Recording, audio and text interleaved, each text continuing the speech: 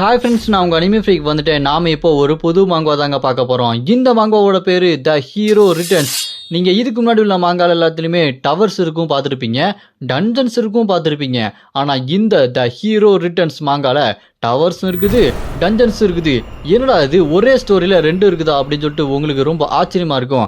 அதெல்லாம் என்னென்ன நடக்க போகுது, அது ஏன் எப்படி இருக்குது அப்படின்றத நம்ம இந்த ஸ்டோரியில் பார்த்து தெரிஞ்சுக்கலாம். இந்த ஸ்டோரியை மிஸ் பண்ணாமல் ஃபுல்லாக பாருங்கள். சரி வாங்க, நம்ம இப்போ த ஹீரோ ரிட்டர்ன் ஸ்டோரியோட எபிசோட் 1 போகலாம். இந்த எபிசோட் 1 ஸ்டார்டிங்கில் ஹீரோ அப்படின்னு சொல்லிட்டு ஒரு கை நம்ம ஹீரோ கிட்ட வருது. நம்ம ஹீரோ இப்போ சின்ன பையனாக இருக்கான். சின்ன பையனாக இருந்தாலுமே ஒரு கை நம்ம ஹீரோவோட பின்னாடி வந்து சட்டையை பிடிச்சி, ப்ளீஸ் ஹீரோ, இந்த உலகத்தை காப்பாற்று, இந்த உலகமே ஒன்று நம்பி தான் இருக்குது, நீ தான் உண்மையான ஹீரோ அப்படின்னு ஒரு கை வந்தது. இப்போ 4-5 கை, இன்னும் எக்ஸ்ட்ரா கை வந்துக்கிட்டே இருக்குது. ப்ளீஸ் ஹீரோ, இந்த உலகத்தை காப்பாற்று காப்பாற்று அப்படின்னு சொல்லிட்டு 100, 1000 இந்த மாதிரி கையெல்லாம் நம்ம ஹீரோவை பிடிச்சி அப்படி இழுத்துக்கிட்டே இருக்கு. ஹீரோ ஹீரோன்னு சொல்லிட்டு நம்ம ஹீரோவை கூப்பிட்டுக்கிட்டே இருக்காங்க. நம்ம ஹீரோ அதை கேட்டு ரொம்பவே கடுப்பாகிறான். கடுப்பானது மட்டும் இல்லாமல் கதறி கதறி அழுதுகிட்டு அம்மா அப்படின்னு சொல்லிட்டு கூப்பிட்டுட்டு இருக்கான். அப்போ அந்த இடத்துக்கு நம்ம ஹீரோவோட அம்மா வராங்க. அங்கே வந்தோடனே நம்ம ஹீரோ அவங்க அம்மா கிட்ட, அம்மா எல்லாருமே என்னை ஹீரோ ஹீரோன்னு கூப்பிட்றாங்க, நான் எதுக்காக ஹீரோவாக இருக்கணும், என்னால் முடியல, இதுக்கு மேலே என்னால் ஹீரோவாக இருக்க முடியாது, இது ரொம்பவே கஷ்டமாக இருக்குது, உடம்புலாம் வலிக்குது, மனசெல்லாம் வலிக்குது அப்படின்னு சொல்லிட்டு நம்ம ஹீரோ கதறி கதறி அழுதுட்டு இருப்பான். அப்போ நம்ம ஹீரோட அம்மா ஹீரோவை பார்த்து, மகனே, இந்த உலகமே ஓ மேலே தான் நம்பிக்கை வச்சிருக்கு, அதனால் நீ என்ன பண்ணுற அப்படின்னா அப்படின்னு சொல்லிட்டு நம்ம ஹீரோவை தள்ளி விட்டுருவாங்க. நம்ம ஹீரோ அப்படியே கீழே விழுந்துக்கிட்டே இருப்பான். அப்போ ஹீரோட அம்மா ஹீரோவை பார்த்து, இந்த மாதிரி சின்ன புள்ளத்தனமாக அழுது டைமை வேஸ்ட் பண்ணாத, போ, நீ சாகிறதா இருந்தாலுமே ஒரு ஹீரோவா சாகு, மக்களுக்காக சாவு அப்படின்னு நம்ம ஹீரோட அம்மாவே ஹீரோவை தள்ளி விட்டுருவாங்க. அப்படி நம்ம ஹீரோ கீழே விழுந்தோடனே, எங்களை காப்பாற்று காப்பாற்றுன்னு அந்த கையில் வந்திருக்கும் பாருங்க, நம்ம ஹீரோவை பிடிச்சி அப்படியே உள்ளே எழுதுக்கிட்டே இருக்கும்.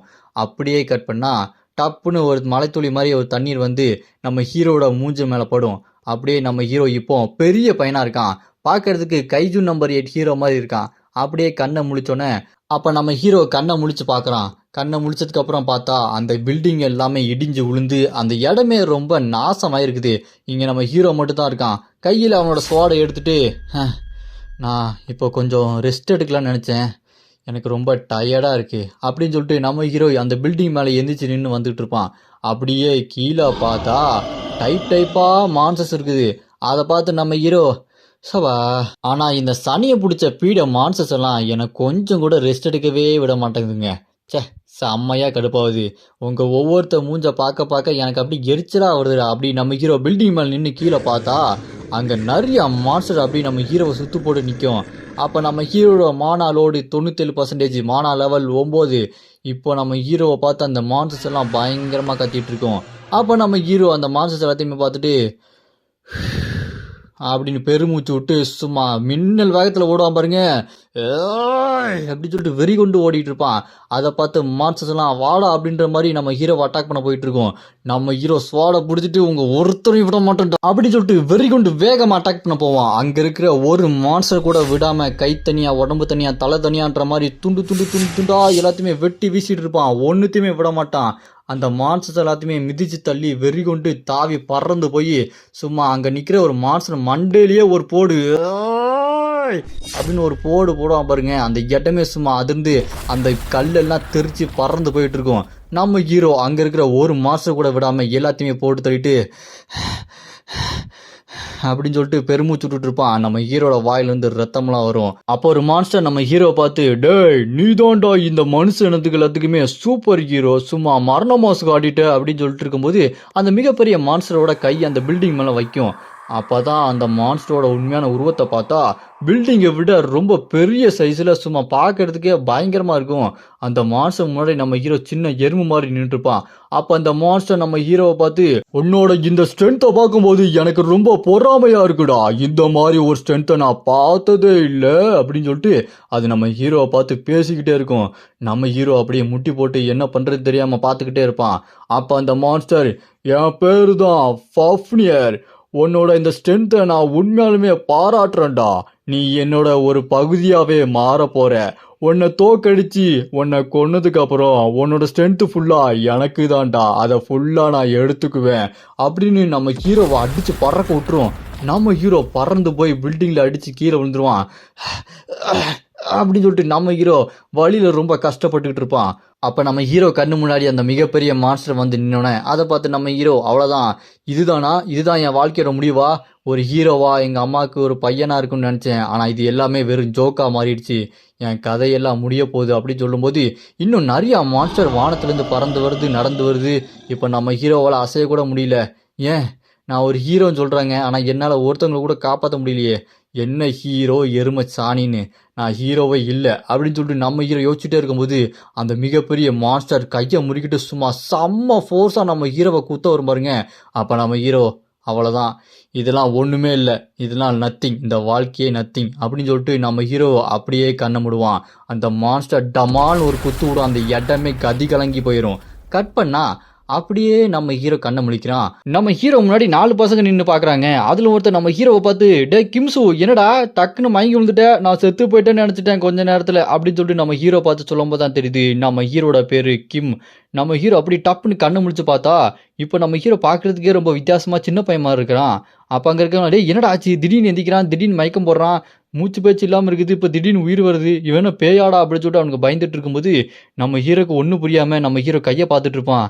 ஆமாம் இது எந்த இடம், நான் அந்த மான்ஸ்டர் கையில் அடிபட்டுலாம் செத்தமாக இருந்ததுன்னு வானத்தெல்லாம் பார்த்துட்டு இருக்கும்போது ஒருவேளை கனவாக இருக்குமோ சொல்லிட்டு நம்ம ஹீரோ யோசிச்சுட்டு இருக்கும்போது அப்போ நம்ம ஹீரோ பார்த்து அங்கே இருக்க பசங்கள்லாம் டே என்ன இன்னும் நம்ம சண்டை முடியல எந்திரிடா அப்படின்னு சொல்லிட்டு நம்ம ஹீரோட சட்டையை பிடிச்சி மூஞ்சிலேயே ஒரு குத்து விட வருவான் பாருங்க. டக்குன்னு நம்ம ஹீரோ அந்த கையை தட்டி விட்டுருவாரு.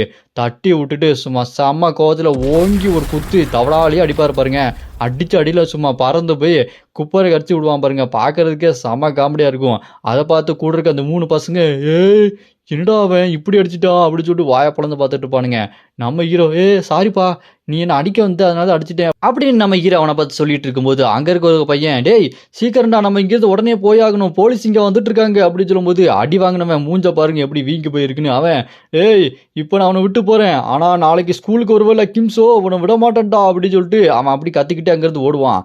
இதை கேட்டு நம்ம ஹீரோ எனது கிம் சோவா, என் பேர் கிம் சங் ஜின்னாச்சே, என்னாச்சு அப்படி சொல்லிட்டு நம்ம ஹீரோ அப்படி யோசிச்சுக்கிட்டே இருந்துச்சு நிற்பான். நின்றுட்டு அந்த பக்கம் அப்படி நடந்து போகும்போது ஆமாம் இது என்ன ஃபோனு, இது என்ன ரொம்ப பழைய மாடலாக இருக்குது, புது மாடலாக இது யூஸ் பண்ண மாட்டாங்களா, இது எந்த வருஷமாக இருக்கும், ஆமாம் இது என்னோட முகமா அப்படின்னு சொல்லிட்டு நம்ம ஹீரோ அந்த செல்ஃபோனில் முகத்தை பார்த்துட்டு இது யாரு நானா அப்படி சொல்லிட்டு செம்ம சாக்கா. அப்போ அப்படியே கட் பண்ணா நம்ம ஹீரோ மனசுக்குள்ளே யோசிச்சுட்டு இருப்பான், எங்கள் ஊர் நல்லா தான் இருந்தது, ஆனால் திடீர்னு டஞ்சன் பிரேக் ஆகி அந்த ஊருக்குள்ளே மான்ஸ்டர்ஸ் எல்லாம் வந்துச்சு, அது எப்படி நடந்தது தெரியல, ஆனால் அந்த அவுட் பிரேக்னால அந்த உலகமே நாசமாக போச்சு, ஊருக்குள்ளே வந்த மான்ஸ்டர்ஸ் எல்லாமே அந்த இடத்தையும் நாசம் பண்ணிச்சுங்க.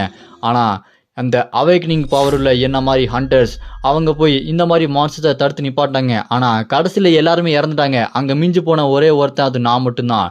நான் ஒருத்தன் மட்டும்தான் அங்கே இருந்தேன், அதை தடுத்து நிப்பாட்ட முடியும்னு நினச்சா இப்போ நான் திடீர்னு இங்கே வந்திருக்கேன் அப்படின்னு சொல்லிட்டு நம்ம ஹீரோ யோசிச்சுட்டு இருக்கும்போது அப்படியே நம்ம ஹீரோ ஸ்ட்ரைட்டாக போலீஸ் ஸ்டேஷனில் போயிட்டு என் வீட்டு அட்ரஸ் இதெல்லாம் மறந்துருச்சுங்க அப்படின்னு நம்ம ஹீரோ சொல்லும்போது அதை கேட்ட அந்த போலீஸ் ஆஃபீஸரும் அப்படி அவன் வயசு என்னப்பா அப்படின்னு சொல்லிட்டு கேட்கும்போது அப்போ நம்ம ஹீரோ என் வயசு 20ன்னு ஆரம்பிக்கும் போது என்னப்பா 20ன்னு ஆரம்பிக்கிற அப்படின்னு இந்த போலீஸார் கேட்டோன்னே அதுக்கு நம்ம ஹீரோ இப்போ நான் எந்த வருஷத்தில் இருக்கேன் அப்படின்னு சொல்லிட்டு நம்ம ஹீரோ பார்க்கும்போது 2022 இருக்கிறான். அப்போ நம்ம ஹீரோ யோசிப்பான் அப்படின்னா நான் 20 வருஷத்துக்கு முன்னாடி வந்துட்டேனா அப்படின்னு சொல்லிட்டு நம்ம ஹீரோ யோசிப்பான். அப்படின்னா அந்த கதை 2042 நடந்திருக்கு. இப்போ நம்ம ஹீரோ பாஸ்ட்ல 2022க்கு வந்துட்டான். அப்போ நம்ம ஹீரோ இதெல்லாம் பார்த்துட்டு அந்த கிம்சோன்ற பேரை சொல்லி எனக்கு அட்ரஸ் எங்கே இருக்குன்னு தெரியலன்னு சொல்லிட்டு சொல்லிட்டு இருப்பான். அப்போ நம்ம ஹீரோவை டக்குன்னு ஒரு அம்மா வந்து கிம்சோ நீ இங்கே தான் இருக்கியா, உன்னை இங்கெல்லாம் தேடுறது என்ன திடீர்னு அட்ரஸ்லாம் மறந்துட்டு அப்படின்னு சொல்லிட்டு நம்ம ஹீரோட அம்மா வந்திருப்பாங்க. அப்போ அந்த போலீஸ்காரர் இந்த பாருப்பா இங்கே மாதிரி இந்த பில்டிங்லாம் நிற்கக்கூடாது, டஞ்சன் பிரேக்லாம் வந்துட்டு இருக்குது, இந்த டஞ்சனுக்குள்ளே இருந்து மான்ஸ்டர்லாம் வந்துட்டு இருக்கு, இப்போ நிறைய அசம்பாவிதம் ஊருக்குள்ள நடக்குது, மான்ஸ்டர்ஸ் எல்லாம் வர்றதுக்கு வாய்ப்பு இருக்குது, அதனால இந்த மாதிரி இடிஞ்ச பில்டிங் கிட்டலாம் நிற்கக்கூடாதுன்னு சொல்லிட்டு அவர் அனுப்பி வச்சிருவாரு. நம்ம ஹீரோ அவங்க அம்மா கூட பேசிட்டு நடந்து போகும்போது அவங்க அம்மா என்னப்பா வீட்டு அட்ரஸ் எல்லாம் மறந்துட்டியா, என்னாச்சு உனக்கு நல்லா தானே இருந்த, ஆமாம் அந்த பசங்களாம் அவங்ககிட்ட வம்புழுக்கிறாங்களா, அந்த பசங்களை மறுபடியும் வம்புழுத்தாங்கன்னா என்கிட்ட சொல்லி நான் அவங்கள விட மாட்டேன் அப்படின்னு அவங்க அம்மா சொல்லிக்கிட்டு கர்ச்சிப்பை எடுத்து மூஞ்சை தொடச்சி விட்டுட்டே இருப்பாங்க. அதை பார்த்து நம்ம ஹீரோக்கு அம்மா பாசம் இதுக்காக தானே ஏங்கிட்டு இருந்தேன் அப்படின்னு மனசுக்குள்ளே யோசிச்சுக்கிட்டே இருப்பான். அப்படி யோசிச்சுக்கிட்டு நடந்துக்கிட்டு போயிட்டே இருக்கும்போது பின்னாடி பார்த்தா ஒரு ஊர்ஃபு அது நம்ம ஹீரோ பின்னாடி வந்து நின்னதை ஹீரோ பார்த்துருவான்.